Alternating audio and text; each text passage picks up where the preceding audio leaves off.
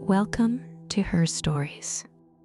Tonight's story asks a question older than heartbreak itself. Why does she always suffer? Is it her fault, or is it the world that breaks her? Let me tell you about Emily Carter. Emily was the kind of woman who believed in the beauty of small things, the smell of morning coffee, the feel of old pages, the sound of laughter she thought would never fade. She lived alone in a tiny apartment in London, working as a freelance illustrator, quiet, thoughtful, a little lonely. Her life was soft, predictable, until she met Daniel Brooks. It was at an art exhibition. He wasn't the kind of man you noticed right away. Tall, yes.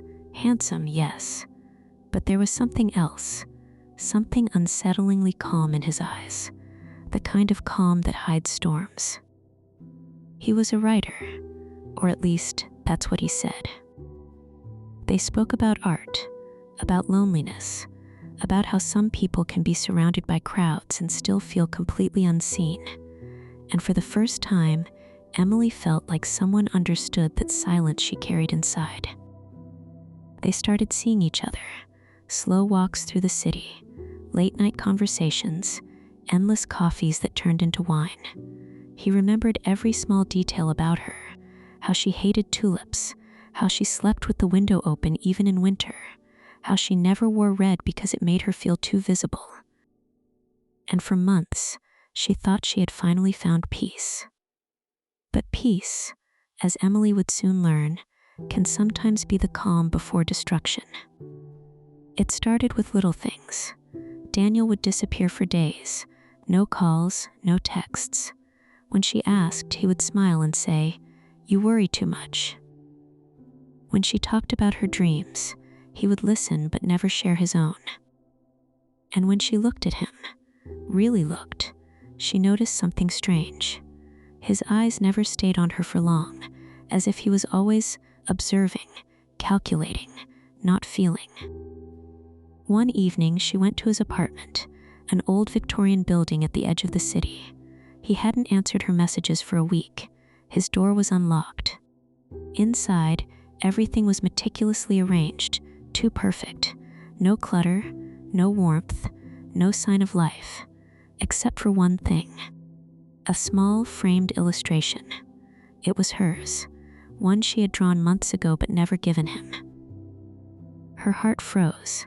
How did he get it? She called his name, but the silence swallowed her voice. In the corner of the room stood a typewriter, old, heavy, black. On it, a single sheet of paper. She leaned in. The words were chilling. "She thinks she's the one. She always does." Before she could make sense of it, she heard footsteps behind her. "Emily," he said softly. She turned. Daniel stood in the doorway, smiling faintly. "What are you doing here?" "I was worried," she whispered. He walked closer, his tone gentle, but his eyes empty. "You shouldn't go through people's things," he said. She tried to explain, to apologize, but he just stood there, looking at her, too long, too still. Then, he laughed quietly. "You really thought we were the story, didn't you?" That night, she left. She didn't tell anyone what she saw, not the paper, not the look in his eyes. She blocked his number, changed her routes, but somehow, he was always there. She would see his coat disappearing around corners, hear her name whispered when she was alone. Once, she found a note slipped under her door, a single line typed on a typewriter. "The ending is never hers to decide." She moved cities, new job, new flat, new people. For a while it worked. The nightmares faded. She started painting again, color slowly returning to her world. Until one night, she was walking home late from the studio, rain falling, street empty, only her footsteps echoing. And then she saw it, a man standing under the street lamp, tall, motionless, face shadowed. She froze, but when she blinked, he was gone. Trying to calm herself, she walked faster. When she reached home, her heart nearly stopped. There, taped to her door, was another note. This time, the paper was wet from the rain. "You shouldn't have left before the story was finished." She ran inside, locked every door and window, but something was wrong. The lights flickered, the air felt heavy, and then, the faint click of a typewriter. It was coming from the bedroom. Emily stepped closer, shaking. The door creaked open.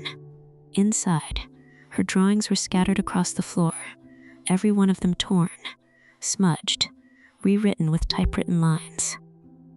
She picked one up. The words read, "She always suffers because she doesn't know she's already part of the story." She screamed his name. No answer, just silence. Then, the phone rang. She hesitated, picked it up.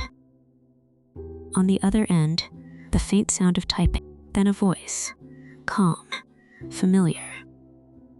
"You were right, Emily," Daniel said. "You never wear red, but you should. It's the color of endings." The line went dead. The next morning, her neighbors found her apartment empty. No sign of struggle, no trace of Emily, only a typewriter on her desk, a half-finished page still rolled in. The words said, "Why does she always suffer? Because she believes love is something that saves her. But sometimes, it's the thing that writes her out of existence." Maybe Emily isn't gone. Maybe she's still somewhere, waiting to be written differently.